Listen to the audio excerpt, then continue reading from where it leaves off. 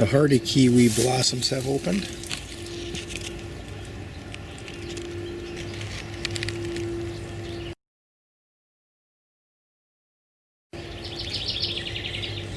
And over here are the male. These are the very first blossoms from the male.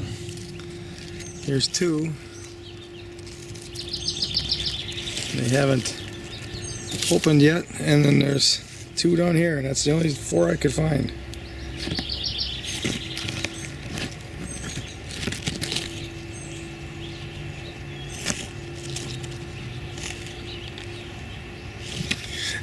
So 4 blossoms, and there's probably 1,000 hardy kiwi blossoms this year.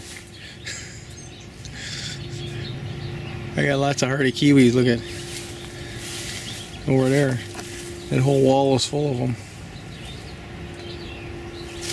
You know, that's what happens when you don't know what you're doing. I planted an Arctic beauty for hardy kiwis. Now I'm waiting for the real hardy male to begin to blossom. I actually have 3 of them on the property now. 4 of them. I got 4 of them. So, well, plenty of males once it gets moving. This is my baby robin.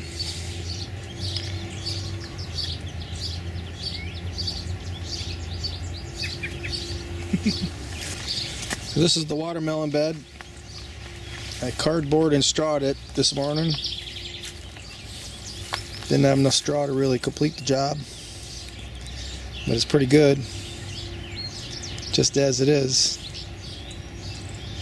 I only broke 2 tips and stepped on 1 in the process. It looks pretty nice. I was rather surprised. I dug into the soil a little bit, and this actually was a big pile of cow manure last year. Now I'm calling it aged cow manure. And when I dug in for the moisture check, I noticed the soil was still really warm. I mean, really warm. Which is probably why these watermelons are really growing like crazy. I actually saw that once. I was visiting some Amish people, and he asked if I wanted to drive him to one of his neighbors, which was probably 5 miles down the road, and I said sure, so we drove over there. And as I drove in the driveway, I saw this monster watermelon growing out of a pile of manure. And one of those watermelons looked like it was 50 pounds. It was just a monster. So I just wanted to try it, and I tried it last year.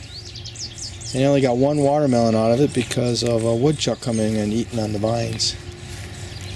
So this year, I have a lot higher hopes. There they are. If I look to my right, you see I got a stash of kohlrabi growing in here. That's my secret stash. Main crop garden number 3. It's in front of the shed. See the shed there in the background. And I'm going to take a quick walk.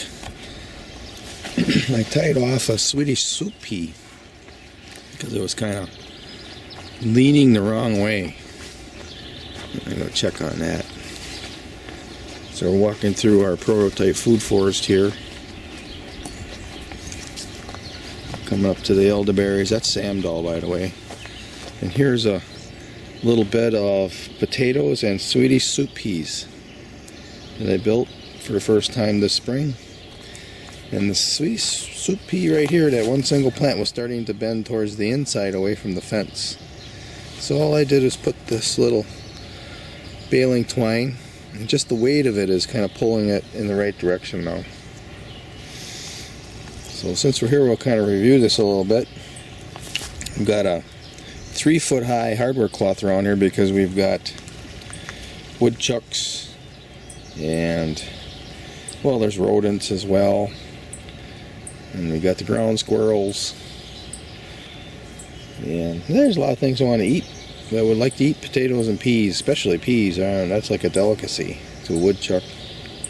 Woodchuck would eat these peas in less than 5 minutes. So we got the hardware cloth. Of course, the big square 2x3 inch would keep the woodchucks out and not the rodents. And a real smart rodent could even climb over that, but there's plenty of other food. I don't think they have to get that smart. And what this serves as is a deer deterrent, because we have deer, and also it's a trellis for these climbing peas. First time I grew sweetie soup peas this year, and I think they can grow 8 feet. So right now we've got this at 6. And I've got additional poles on the inside that we can trellis 2 if we have to. Or I've got some lighter 2x3 inch welded wire. It's very light. I can attach it to this and build it up a little higher. So we'll see how it goes. I also planted sword beans in here next to the poles. Ooh, I see another one's coming up. Finally got one coming up on this pole here. A little green plant right there. There's a sword bean there. And then this sword bean, something happened to it. It come up, it was the first one up, and it was doing very well. And then it just kind of laid over. And now the bugs are eating it. I see there's a little sprout coming out of the center. Maybe it'll be revived. And then here's the best one. This is the second one that came up. And that's all of a good foot high already. I've tried growing these for a number of years in a row. I remember one sprouting, but I don't remember what happened to it. So this is the first year I've gotten multiple sprouts. So that's pretty cool. And I have potatoes in here. You can see that's the best one right there. These are purple Peruvian potatoes. Potatoes and peas are companion plants. So I walk off in the distance, you can see. This is in the middle of the food forest. On all sides, it's nothing but growing up green. Including that honey locust right there. There's a lot of stuff planted in this yard. I think it's going to be a productive little spot. I had a fence here and everything was kind of shaded, and I pulled that fence out of here. It was a continuation of this wooden fence. Just an old fence I bought used from somebody for $100. I don't know, it was like 150 feet or 200 feet of it or something, I think. It's all scattered around the property, but I had this as a continuation all the way to the end of this bed, and I had put it up as a windshield just to slow the winds down, because you got all these little, at the time I had a whole bunch of little trees and all that wind and the sun, everything would dry out quickly, so I was reducing the wind in here. But now that everything's grown up, or is growing up, I was able to detach this and put it someplace else, use it somewhere else. Now this was a more sunny spot, and hence I'm now taking advantage. There went my thumbnail.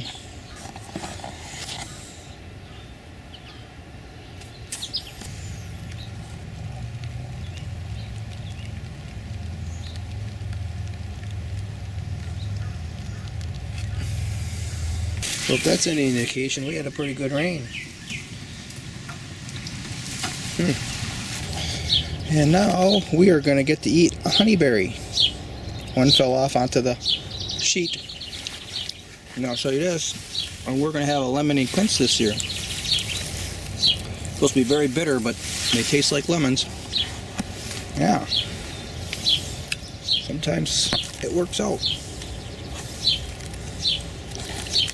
Let's get this out of the area. Oh, look at that. That's a nice one.